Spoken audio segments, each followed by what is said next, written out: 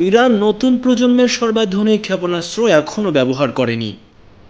Israeli লক্ষ্যবস্তুর উপর পাল্টা ক্ষেপণাস্ত্র হামলার মাধ্যমে ইরানের সশস্ত্র বাহিনী জায়নবাদীদের কড়া বার্তা দিলেও সামরিক বিশ্লেষকদের ধারণা, তেহরান এখনও তার নতুন প্রজন্মের ক্ষেপণাস্ত্র যুদ্ধক্ষেত্রে নামায়নি। খবর ইরানের তাসনিম নিউজ এজেন্সির। গত শুক্রবার 13 জুন বিনা উস্কানিতে ইরানের উপর আগ্রাসী হামলা চালায় ইসরায়েল।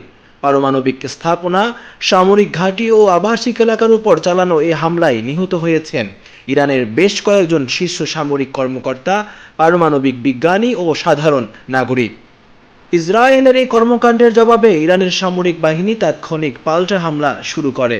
ইসলামী বিপ্লবী গার্ড বাহিনীর অ্যারোস্পেস ফোর্স গতকাল বৃহস্পতিবার পর্যন্ত অপারেশন ট্রু প্রমিস 3-র অংশ হিসেবে 13 দফায় ইসরায়েল লক্ষ্য করে ক্ষেপণাস্ত্র হামলা চালিয়েছে।